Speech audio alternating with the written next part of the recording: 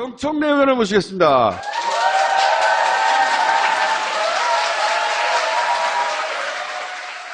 네, 여러분 안녕하십니까. 이 시대의 참 겸손인 정청래입니다. 댓글에요. 이제 왜 파팔수련하면서 인사를 안 하냐. 이런 댓글까지 달려가지고 괴로워요. 정말 스타는 진짜 괴로워. 일거수일투족을 다 보고 있으니. 자, 이거요. 네. 프레임. 프레임을 일단 제목부터 바꿨어야 되는데요. 국민의당 대선 조작 사건, 이것이 맞다. 근데 이 트윗 전까지는 문준용 특혜 의혹 조작 사건. 그래서 문준용이 앞에 나왔어요. 이래서는 안 되겠다. 내가 나서야 되겠다. 그래서 이 트윗을 날린 다음에 그 다음 날부터 모든 언론이 제보 조작 사건으로 이렇게 명명을 다시 하기 시작했어요. 진짜입니다. 하나 프레임을 또 바꿔야 됩니다. 뭐냐면 지금 모든 언론은 그리고 지금 정치권에서도 이유미 단독 범행이냐 아니냐로 지금 프레임을 짰어요. 근데 이것은 대단히 잘못된 프레임입니다. 결론부터 말씀드리면 단독 범행이든 조직적 개입이든 그게 중요한 게 아니에요. 그것도 중요하나? 그것도 중요하나? 네. 총을 만든 사람이 살인자입니까? 아니면 그 총으로 총을 쏴서 사람을 죽인 게 살인자입니까? 그렇잖아요. 총을 누가 만들었는가는 그들만의 세계에서 중요한 거예요. 그러나 대선 때 그 조작된 그 잘못된 정보를 가지고 표심에 영향을 줬다면 오늘 노회찬 의원은 분무기를 품었다 이렇게 얘기하는데 같은 논리인 거예요. 그래서 그 잘못된 제보를 가지고 총알을 쏘기 시작한 그 행위 자체가 훨씬 더 엄중하고 벌을 더 많이 받아야 된다 이런 생각이 들고요.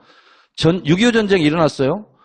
김일성 혼자 생각했는지 같이 생각했는지 그게 뭐 중요해요. 전쟁이 일어나서 수많은 피해가 있었고 많은 사람이 죽었고 재앙이 있었고 이게 더 중요한 거 아닙니까? 저는 진작에 첫날부터 바꿨어요. 바꿨어요? 네. 잘했어요. 자, 이거는 제목만 보시면 됩니다. 2017년 5월 5일 그 제보 조작 사건을 폭로한 이후 국민의당 중앙선대위 대변인 명의로 나온 논평입니다. 제목을 보세요. 문준용 의혹 숨는 자가 바로 범인이다. 지금 숨고 있어요. 누군가가. 그 사람이 저는 의심할 만하다. 이런 거고요. 어느 정도로까지 이걸 가지고 활용했냐면 민주당은 평소에 정치적 목적을 위해 있지도 않은 가공인물을 내세워 가짜 인터뷰를 조작하는지 모르겠지만 국민의당은 애초부터 그런 기술이 없습니다. 이렇게까지 얘기해요. 국민의당은 한 사람만의 제보를 가지고 기자회견을 할 정도로 무모하지 않습니다. 자, 한 사람이 아니라고 지금 얘기하고 있잖아요. 여러 사람이잖아요. 국민의당은 응답하라. 저는 이분이 좀 이상합니다. 조작 음모 가담했다면 추미애에게 목을 내놓겠다. 근데 왜 추미애에게 목을 내놓는 거예요? 국민들에게 내놓아야 되는 거 아닌가? 그리고 문재인 대통령한테 목을 내놔야 되는 거 아닌가요? 이렇게 보면 추미애 대표가 좀 비판을 했나 봐요. 그러니까 본인도 정쟁화시키려고 이렇게 하지 않았나. 그런 의도를 갖고 있지 않나. 저는 이렇게 생각하는데 이것은 번지수를 잘못 잡은 거다. 이분이 처음에 특검 카드를 들고 왔어요. 그러니까 방귀 뀌는 사람이 썩 내는 꼴이잖아요. 근데 그게 안 먹혔어요. 당에서조차. 그러니까 이렇게 세게 나와요. 세게 나오는 이것과 다음 것이 연관이 있는 건 아닌가? 이런 생각이 듭니다. 많은 언론에서 지금 주목하지 않고 있는데요. 4월 1일 날, 그러니까 5월 5일 한 달 전쯤이죠. 이분이 그렇게 대서특필된 건 아닌데 박지원, 문 아들 특혜 채용 증거자료 신빙성 있다. 문준용 씨의 한국고용정보원 특혜 채용 의혹과 관련해 제가 어제 저녁 보고받은 것까지 보면 가로 열고 공개를 예고한 증거자료가 가로 닫고 어느 정도 신빙성이 있다고 말했다.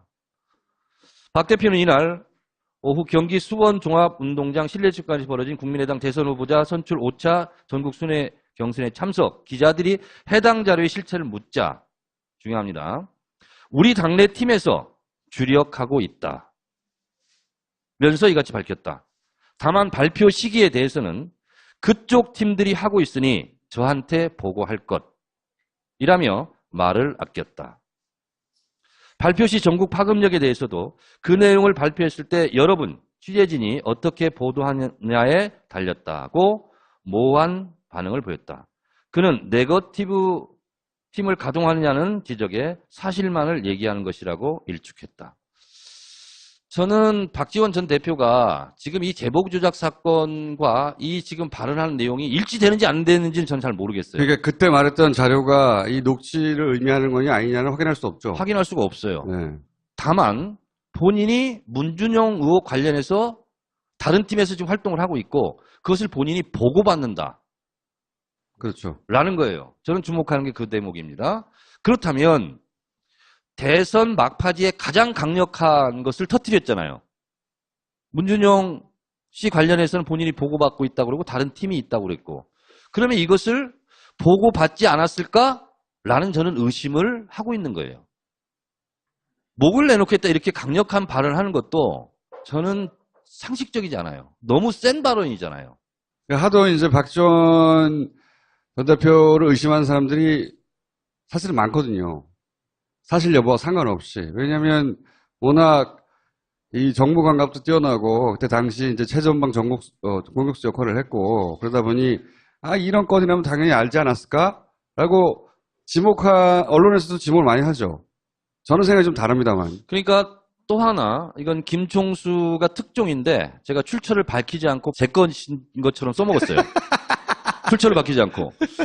청와대 시민사회수석 그 문준용 같은 동갑 또래 비슷하게 있고 은행에 뭐 꿀보직 네. 뭐 이런 얘기를 했잖아요. 네. 그건 개인이 알 수 없는 정보인데 그 소스를 원소스를 그러면 이유미 씨 개인의 독자적인 능력으로 그것을 파악하고 있었느냐? 제가 김관영 자체 조사 단장을 했던 김관영 의원한테 물어봤거든요. 그 대목을 계속해서. 그래서 그 이유미 씨는 뭐 인터넷 검색하고 뭐 들은 이야기, 뭐 그때 떠도는 이야기 이런 식으로 하는데 그 문준용 씨와 시민사회수석의 딸이 또래다는 이야기는 없어요. 어디 뒤져봐도. 그건 알 수가 없는 거예요, 절대. 그리고 제가 이제 그 페이스북, 트위터 이런 데 쭉 관련돼서 궁금한 것 좀 올려달라고 했더니 어느 댓글에 이런 댓글이 있어요. 안철수 씨는 참 나쁜 교수다. 스승이다. 제자가 그렇게 죽겠다고 막 문자 보내고 하는데 어떻게 스승으로서 그냥 쌩까냐. 문자를 안 받대잖아요. 그러니까. 국민의당 자체 진상조사도 저는 악수일 가능성이 높다. 왜냐하면 검찰이 강제적인 수사력을 동원해서 수사를 했을 때는 국민의당 그 이상의 것, 그 깊이 있는 것을 분명히 낼 거라고 저는 추측합니다.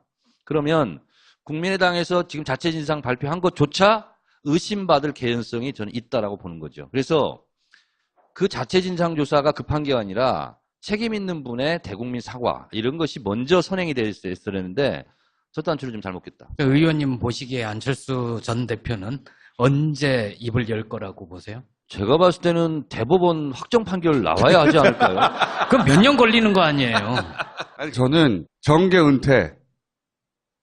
물론 정계 은퇴 안 합니다. 안 하는데 정계 은퇴를 뜻하는 정도의. 안철수 전 대표가 정계 만약에 은퇴를 한다면 그건 은퇴가 아니고요. 얼마 안 됐잖아요. 정계 조퇴죠. 적어도 10년 이상을 해야 은퇴라고 말할 수 있지. 간만에 웃겼어요. 정계 은퇴처럼 강력한 거. 혹은 정반대로 내가 당을 다시 살리겠다. 죄송하다. 전면에 나서겠다. 이렇게 강력한 거. 그거 외에는 할 말이 없어 이제.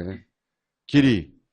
너무 늦었어요. 너무 바보같이. 그렇죠. 어쨌든 저는 조작에 박지원 대표가 직접 개입했거나 지시했다고 생각하지는 않아요. 그렇게 바보 같다고 생각하지 않지만 이런 게 있다는 보고는 받았겠죠. 지금 보고조차 안 받았다는 그리고 건데. 저는 뭐 다른 내용이지만 왜 딴 때는 그걸로 안 하다가 바이버로 그걸 보고를 했을까? 아니 그쪽 캠프는 바이벌을 예전부터 많이 그래요? 썼어요. 예. 안철수 전 대표나 박지원 전 대표도 전혀 지금 감을 못 잡고 있다.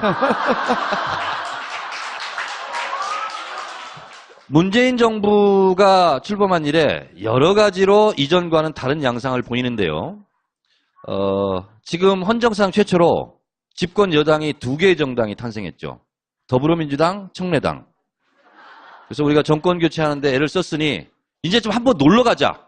근데 그냥 놀 수는 없고 정권 연장을 위해서 우리 체력 극기 훈련을 하자. 그래서 실미도로 가기로 7월 15일 날. 그래서 거기 가면 국사봉이라고 있거든요. 실미도 무의도가 있는데 그래서 국사봉에 올라가서 국사를 논하자. 네, 그래서 할 테니까 여러분 좀 참여해 주시고. 그만하시고 이제 이게 뭡니까? 이 맨 위에 거는요. 오늘 외국 G20 나가면서 문재인 대통령이 정비사에게 90도로 인사하는 장면이고요. 아, 이 양반 자꾸 이렇게 인사를 이렇게 깊숙이 해. 새만금 가셔서 기념사시고 나서 90도로 인사하는 장면인데 이런 거는 아마 제가 하는 것을 보고 따라했을 수도 있다. 저는 항상 이렇게 총선 때 보면 초등학교 아이들에게도 이렇게 90도로 인사를 해요. 이전에 대통령 중에서 노무현 대통령도 이제 키 맞춤을 하고 사진 찍고 이렇게 했는데 참 보기 좋고 저는 이런 사진 하나가 여러 가지 정책도 중요하지만 굉장히 국민들에게 감동을 주는 장면이고 지금 G20 갔는데 한미 정상회담 이제 전문가들이 나오는데 제가 한마디만 말씀드리면 이건 뒤에 있는 전문가들이 모르는 내용이기 때문에 제가 한 말씀 드리면 한미 정상회담이 45개 문장 A4 5장 분량으로 구성되어 있습니다. 그 중에서 가장 빛나는 우리 민족의 앞날에 가장 빛나는 게 뭐냐면 트럼프 대통령은 한국의 주도권을 지지하였다. 다시 말해서 코리아 이니셔티브. 이거는 98년도 김대중 클린턴 정상회담 때 클린턴이 이렇게 얘기했습니다. 남북관계, 남북대화에 대해서는 대한민국, 남한이 운전석에 앉으십시오. 우리는 보조석에 앉겠습니다. 이렇게 얘기했거든요. 그리고 주도권을 우리가 가졌어요. 이명박 박근혜 정권 때는 뒷좌석도 못 앉고 트렁크 거의 뭐 붙잡고 따라가는 정도 수준이었는데 박정희 유신 정권 때도 한 라인이 있었어요. 그 정도로 망가졌거든요. 이런 상황 속에서 코리아 이니셔티브를 트럼프 대통령이 지지하고 인정했다는 것은 어떤 의미냐면 우리가 뭐만 하려고 하면 특히 외국보다는 국내 보수 언론이 유엔 제재 국면 속에서 왜 딴짓하냐, 왜 이탈하냐 이렇게 공격을 해요. 그런데 유엔 제재 국면에 원 트랙이 있고 대한민국 주도로 또 하나의 트랙을 트럼프가 연대 보증을 서준 셈입니다. 그래서 앞으로 보수 정권이 문재인 대통령의 남북대화 시도를 공격을 못하는 철저한 방패막을 쳐줬다. 트럼프가. 저는 이것이 문재인 대통령의 한미 정상회담에서의 가장 빛나는 성과다. 그리고 어쩜 이렇게 겸손하기까지 하냐. 이런 생각이 듭니다. 이제 들어가십시오. 네. 여러분 더위에 고생하시고 실미도 극기훈련에 많은 참여 바랍니다. 감사합니다. 고맙습니다.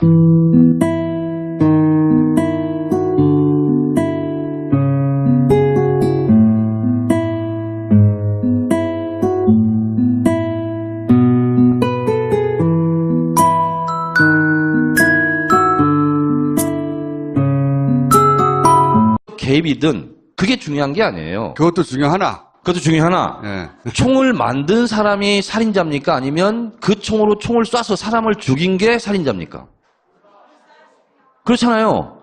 총을 누가 만들었는가는 그들만의 세계에서 중요한 거예요. 그러나 대선 때 그 조작된 그 잘못된 정보를 가지고 표심에 영향을 줬다면 오늘 노회찬 의원은 분무기를 품었다 이렇게 얘기하는데 같은 논리인 거예요. 그래서 그 잘못된 제보를 가지고 총알을 쏘기 시작한 그 행위 자체가 훨씬 더 엄중하고 벌을 더 많이 받아야 된다. 이런 생각할 만하다. 이런 거고요. 어느 정도로까지 이걸 가지고 활용했냐면 민주당은 평소에 정치적 목적을 위해 있지도 않은 가공인물을 내세워 가짜 인터뷰를 조작하는지 모르겠지만 국민의당은 애초부터 그런 기술이 없습니다. 이렇게까지 얘기해요.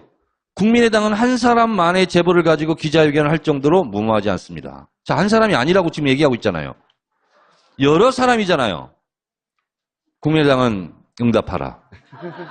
저는 이분이 좀 이상합니다. 조작 음모 가담했다면 추미애에게 목을 내놓겠다. 근데 왜 추미애에게 목을 내놓는 거예요? 국민들에게 내놓아야 되는 거 아닌가? 그리고 생각이 들고요. 6.25 전쟁이 일어났어요. 아니, 김일성 혼자 생각했는지, 같이 생각했는지, 그게 뭐 중요해요. 전쟁이 일어나서 수많은 피해가 있었고, 많은 사람이 죽었고, 재앙이 있었고, 이게 더 중요한 거 아닙니까? 저는 진작에 첫날부터 바꿨어요. 아, 바꿨어요? 예. 잘했어요. 자, 이거는 제목만 보시면 됩니다. 2017년 5월 5일 그 제보 조작 사건을 폭로한 이후 국민의당 중앙선대위 대변인 명의로 나온 논평입니다. 제목을 보세요. 문준영 의혹 숨는 자가 바로 범인이다. 지금 숨고 있어요, 누군가가. 그 사람이 저는 사건, 이것이 맞다. 근데 이 트윗 전까지는 문준용 특혜 의혹 조작 사건. 이래서 문준용이 앞에 나왔어요. 이래서는 안 되겠다. 내가 나서야 되겠다. 그래서 이 트윗을 날린 다음에 그 다음 날부터 모든 언론이 제보 조작 사건으로 이렇게 명명을 다시 하기 시작했어요. 진짜입니다. 하나 프레임을 또 바꿔야 됩니다. 뭐냐면 지금 모든 언론은 그리고 지금 정치권에서도 이유미 단독 범행이냐 아니냐로 지금 프레임을 짰어요. 근데 이것은 대단히 잘못된 프레임입니다. 결론부터 말씀드리면 단독 범행이든 조직적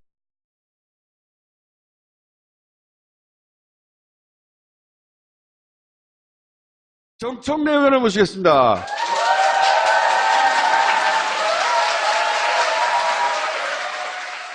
네, 여러분 안녕하십니까. 이 시대의 참 겸손인 정청래입니다. 댓글에요.